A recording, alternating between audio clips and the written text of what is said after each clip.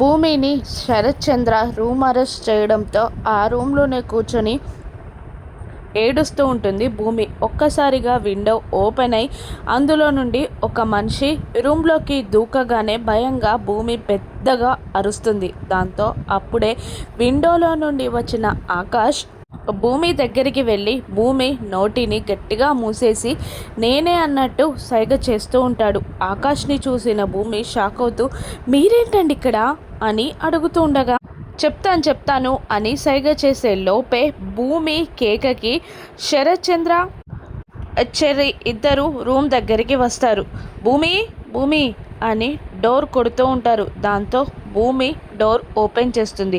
ఏంటమ్మా ఏమైంది, ఎందుకు అలా అరిచావు అని శరత్ చంద్ర అడుగుతుండగా భయంతో వణుకుతూనే అది నాన్న బల్లిని చూశాను అందుకే అరిచాను అనగానే భూమిని అనుమానంగా చూస్తూ షర్ట్ స్లీవ్స్ మడత పెడుతూ రూమ్ అంతా తిరిగి చూస్తాడు శరత్ చంద్ర. కానీ అక్కడ ఎవరూ కనిపించకపోవడంతో జాగ్రత్తగా ఉండమ్మా అని కోపంగా చెప్పి చెర్రీని తీసుకొని వెళ్ళిపోతాడు. అప్పటిదాకా ఆకాష్ కర్టెన్స్ వెనకాల దాక్కొని ఉంటాడు.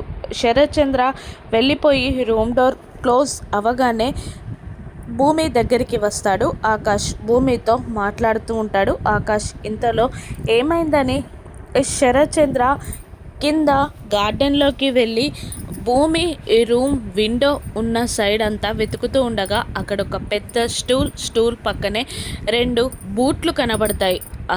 దాంతో ఖచ్చితంగా ఆకాష్ వచ్చాడని శరత్ చంద్ర కన్ఫర్మ్ చేసుకుంటాడు. ఒక ప్లాన్ వేసుకుంటాడు. భూమితో మాట్లాడడం అయిపోయాక ఆకాష్ మళ్ళీ పైప్ లైన్ ద్వారా కిందికి దిగుతాడు. ఆ స్టూల్ మీద నుండి కిందికి దిగి మెల్లిగా వెళ్ళిపోతూ ఉండగా ఒక్కసారిగా ఆ ఇంటి లైట్లన్నీ ఆన్ అవుతాయి. గగన్ అక్కడ బయట వాకిట్లో ఉండగానే పోలీసులు రౌండప్ చేస్తారు. కానీ పోలీసులను చూసి గగన్ ఏమాత్రం భయపడడు. కానీ అరెస్ట్ అని ఎస్పీ సూర్య అరవగానే ఓ ఆగండి భూమి చెప్పేది వినండి అని అంటూ ఉంటాడు ఆకాష్. కానీ కానిస్టేబుల్స్ గగన్ అదే ఆకాష్ని అరెస్ట్ చేసి తీసుకొని వెళ్ళిపోతూ ఉండగా ఏడుస్తూ ఉంటుంది భూమి. గగన్ని పోలీస్ స్టేషన్ నుండి ఎవరు రిలీజ్ చేయిస్తారు రాను ఎపిసోడ్స్లో చూద్దాం. Thank you for watching.